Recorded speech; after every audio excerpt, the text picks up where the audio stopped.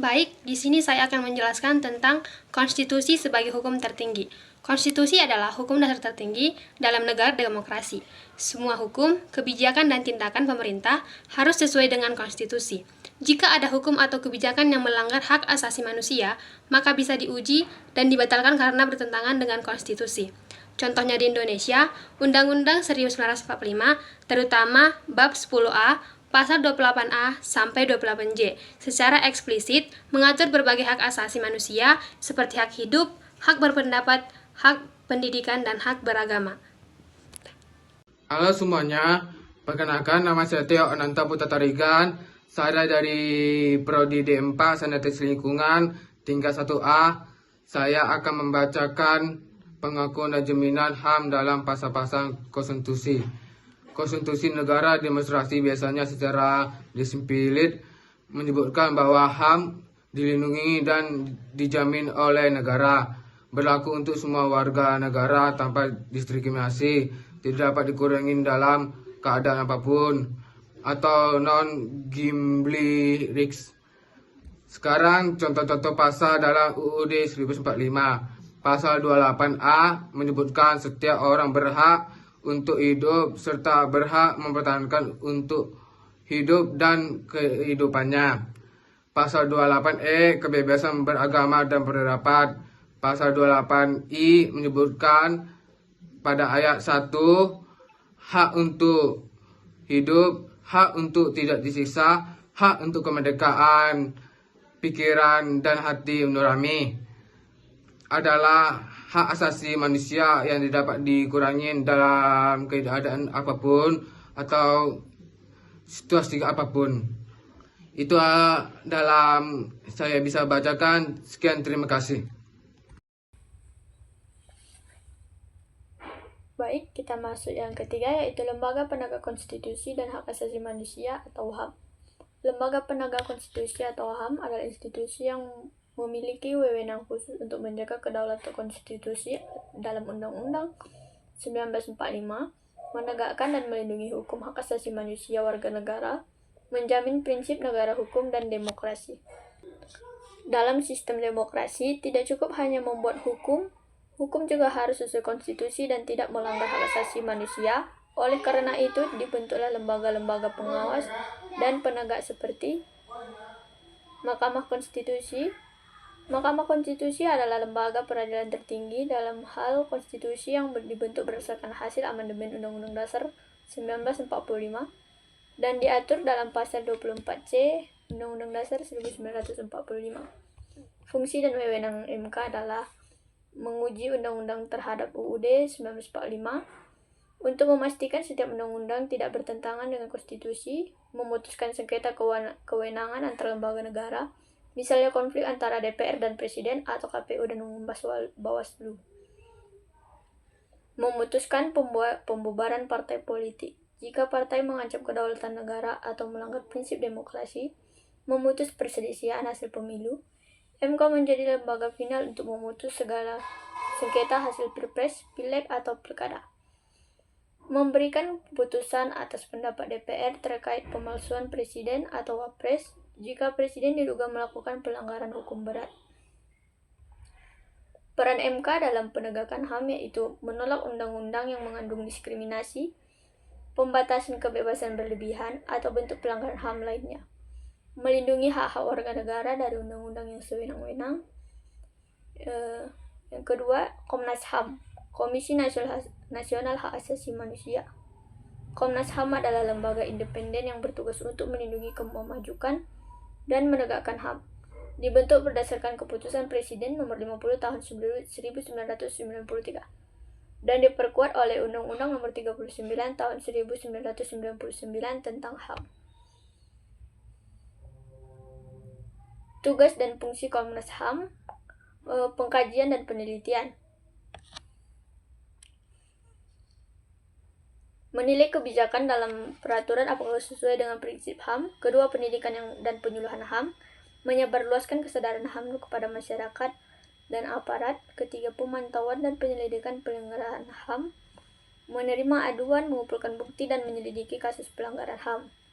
Yang keempat, menyampaikan rekomendasi, memberikan saran kepada pemerintah dan lembaga penegak hukum untuk menindaklanjuti pelanggaran HAM. Peran Komnas HAM dalam menegakkan HAM: menjadi penghubung rakyat dan negara dalam kasus pelanggaran HAM, menyuarakan isu-isu pelanggaran HAM berat di Indonesia. Yang ketiga, peradilan umum.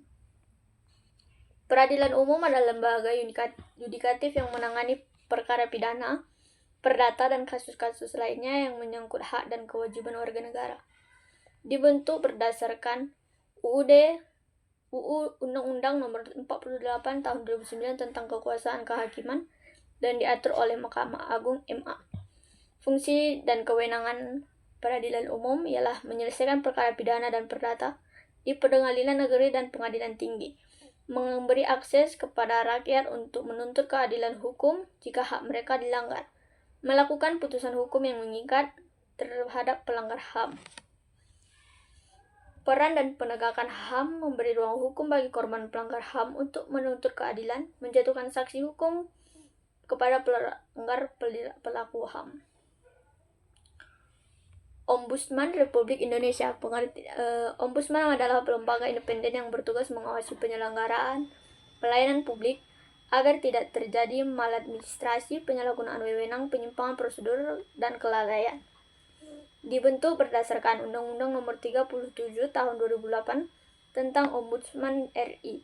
Tugas dan fungsinya yaitu menerima laporan dari masyarakat terkait pelayanan publik yang buruk, menyelidiki dan memeriksa dugaan maladministrasi, memberikan rekomendasi kepada instansi terkait untuk memperbaiki pelayanan. Peran dan penegakan HAM: melindungi hak warga atas pelayanan publik yang adil, cepat, dan tidak diskriminatif. Menjadi jabatan antar masyarakat dan instansi negara untuk mendapatkan hak-haknya. Contohnya, warga yang dipersulit dalam mengurus KTP, BPJS, atau SIM bisa melapor ke Ombudsman.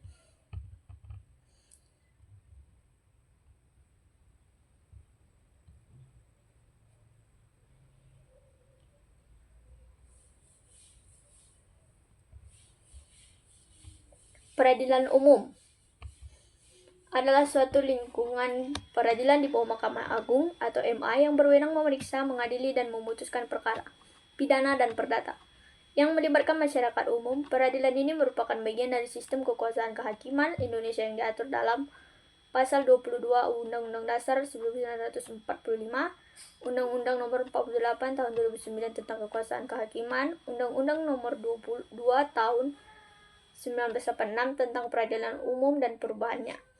Cangkupan peradilan umum yaitu pengadilan negeri (PN) di tingkat kabupaten atau kota menyediakan perkara tingkat pertama, pengadilan tinggi di tingkat provinsi menangani banding atas putusan PN.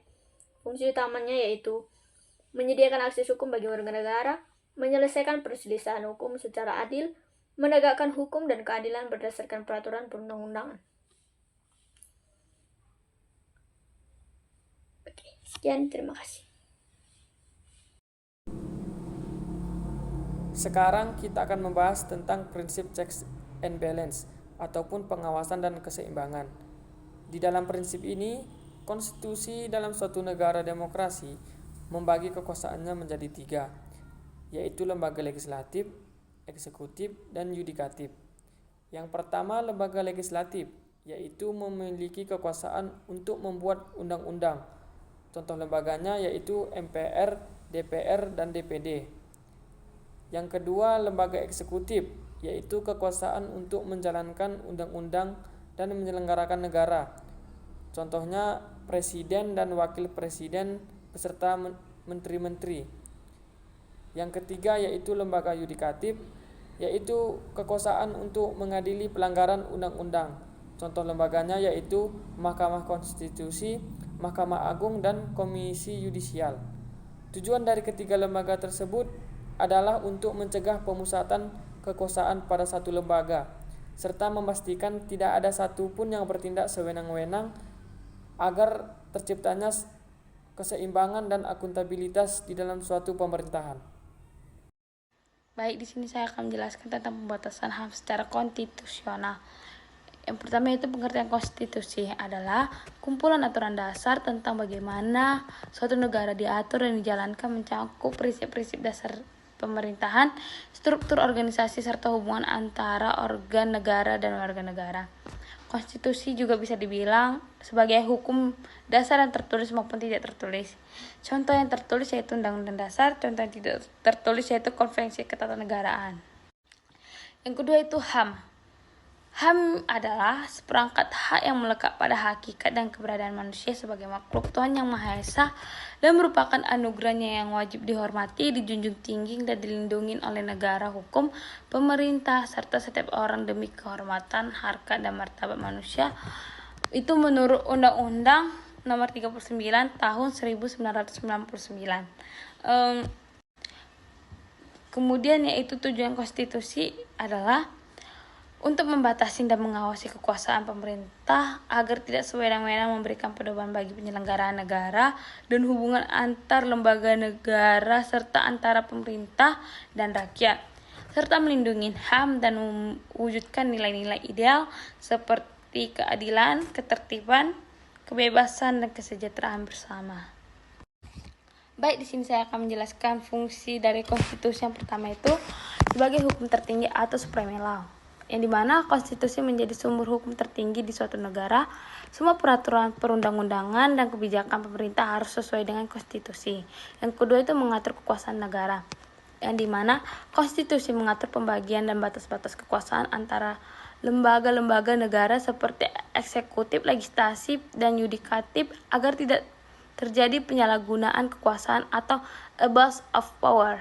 Yang ketiga yaitu menjamin hak asasi manusia, yang dimana konstitusi menjamin dan melindungi hak-hak dasar warga negara seperti hak atas kebebasan, pendidikan, pekerjaan, beragama, dan sebagainya. Yang keempat yaitu menjadi dasar legalitas pemerintahan, yang dimana semua tindakan dan kebijakan pemerintah harus memiliki dasar hukum dalam konstitusi, tanpa itu kebijakan tersebut bisa dianggap tidak sah. Yang kelima yaitu menjadi simbol dan identitas negara, yang dimana konstitusi mencerminkan ideologi, nilai-nilai dasar, dan prinsip-prinsip kehidupan berbangsa dan bernegara. Ini menjadi ciri khas atau identitas dari suatu negara. Tujuan HAM yang pertama yaitu melindungi hak dan martabat manusia. HAM bertujuan menjaga agar setiap individu diperlukan secara adil dan manusiawi, tanpa perlakuan yang sewenang-wenang, penyiksaan, atau diskriminasi. Yang kedua itu menjamin kebebasan individu. HAM menjamin kebebasan dasar manusia seperti kebebasan berpendapat, beragama, berserikat, dan memilih jalan hidup sendiri. Yang ketiga yaitu mewujudkan keadilan dan kesetaraan. HAM berfungsi untuk menciptakan masyarakat yang adil dan setara, di mana setiap orang memiliki hak yang sama di mata hukum tanpa membedakan ras, agama, jenis kelamin, dan status sosial. Yang keempat yaitu mencegah penyalahgunaan kekuasaan. HAM menjadi alat kontrol agar negara atau pihak berkuasa tidak bertindak semena-mena terhadap warga negara. Yang kelima yaitu menjamin perdamaian dan keamanan. Dengan menjunjung HAM, konflik dan kekerasan dapat dikurangi karena setiap orang masa dihargai dan dilindungi, yang pada akhirnya menciptakan masyarakat yang damai. Kesimpulannya yaitu meskipun HAM dijamin konstitusi juga mengatur bahwa HAM boleh dibatasi, namun harus diatur juga oleh undang-undang dikarenakan tidak boleh ada diskriminatif, harus demi kepentingan umum, ketertiban, atau moral. Contoh yaitu pasal 28J Undang-Undang Dasar tahun 1945 menyatakan bahwa dalam menjalankan haknya setiap orang wajib menghormati hak orang lain dan tunduk pada pembatasan yang ditetapkan undang-undang. Halo teman-teman, perkenalkan nama saya Berlina Natalina, biasanya dipanggil Lina.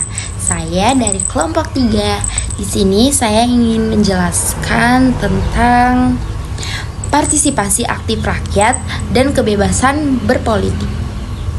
Konstitusi menjamin kebebasan rakyat untuk 1. memilih dan dipilih, 2. menyampaikan menyampaikan aspirasi, ketiga membentuk partai politik, dan yang keempat mengawasi kinerja pemerintah.